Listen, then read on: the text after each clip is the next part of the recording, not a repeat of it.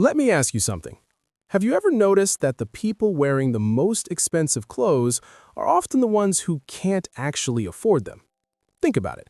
The guy driving the flashy car, renting an apartment. The woman with 3 designer handbags, maxed out credit card. The kid with the limited edition sneakers, still borrowing money from his parents. But then look at the actual wealthy people, the ones with real money. Many of them are wearing plain t-shirts, driving normal cars, shopping at regular stores. So here's the question that should be bouncing around in your head right now. Why do people who can't afford luxury keep buying it, and people who can afford it often don't? This isn't a money question. This is a psychology question. And when you understand the answer, it will completely change how you think about spending, status, and wealth. Stay with me, because this goes deeper than you think. We've been taught a very specific idea about money and success. It goes like this. If you're successful, you look successful. And if you look successful, people will know you're successful. Sounds logical, right?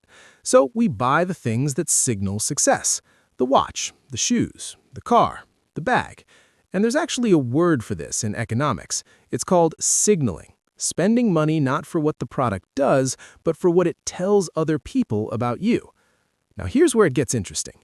This isn't a new idea. Humans have been doing this for thousands of years. We've always used possessions to show our position in the social hierarchy.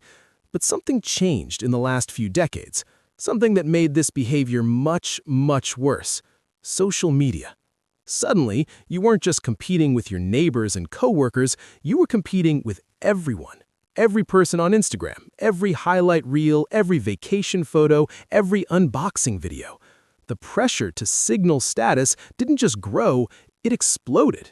And right in the middle of that explosion, the luxury brands were ready and waiting. So let's get into the actual psychology. Why does this hit some people harder than others? There's a concept in psychology called identity-based spending. It means this. We don't just buy products, we buy versions of ourselves. We buy who we want to be. When someone who is struggling financially buys a Louis Vuitton bag, they're not buying a bag, they're buying the feeling of being the kind of person who has a Louis Vuitton bag. They're buying confidence, status, belonging, respect. And for a moment, it works. Psychologists call this an emotional return on investment. You spend money, and in return, you feel better about yourself. But here's the brutal truth about that emotional return. It fades, usually within days, sometimes hours. And when it fades, you need another hit, another purchase, another status signal. Sound familiar? It should, because it works exactly like any other addictive pattern. Now let me show you the other side of this equation. Studies on wealthy people, genuinely wealthy, not just high income, show a very different relationship with luxury spending. A famous study by Thomas Stanley, author of The Millionaire Next Door, found that most millionaires in America don't live in mansions. They don't drive Ferraris. Many drive used Toyota Camrys and shop at discount stores. Why? Because their identity isn't built on external signals. Their sense of self-worth doesn't come from what other people think when they see their car. Rich people don't need luxury to feel wealthy. Poor people buy luxury to feel less poor. Read that again. Let it land. Here's where it gets really interesting and a little uncomfortable. There's a psychological concept called locus of control.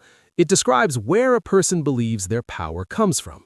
People with an external locus of control believe that how others perceive them determines their value, so they constantly manage that perception.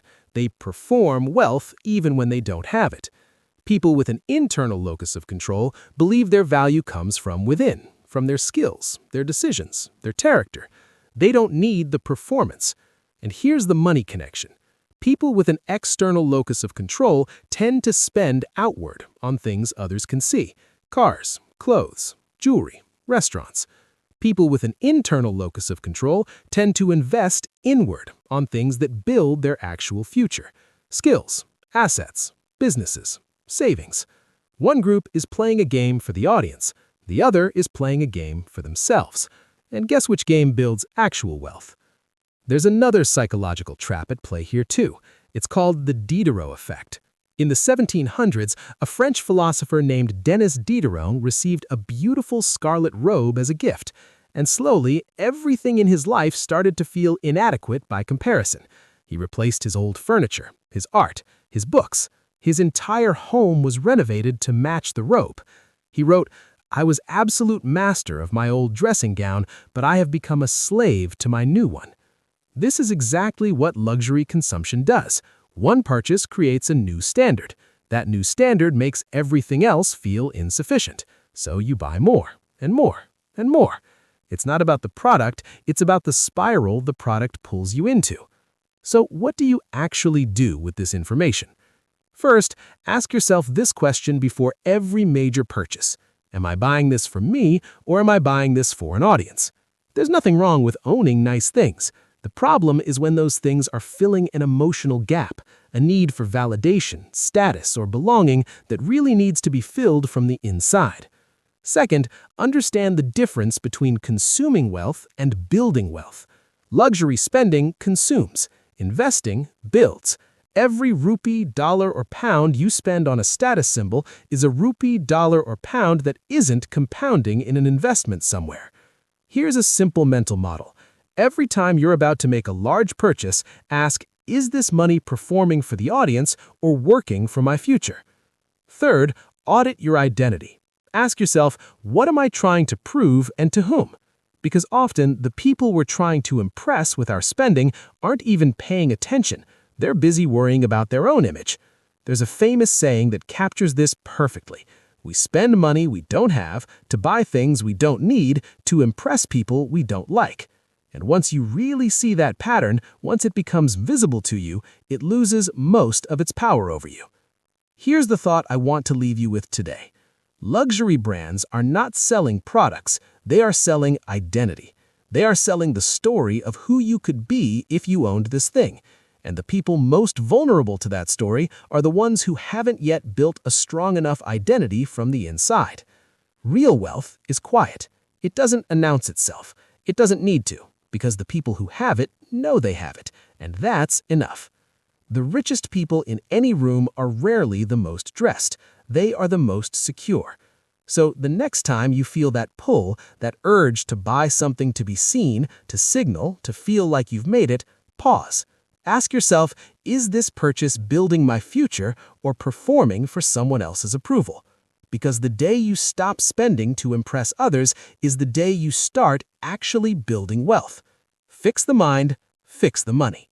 If this video made you think differently about how you spend, share it with someone who needs to hear it. And subscribe to Alpha Money Pro, because next week we're going even deeper into the psychology that keeps most people financially stuck. See you then.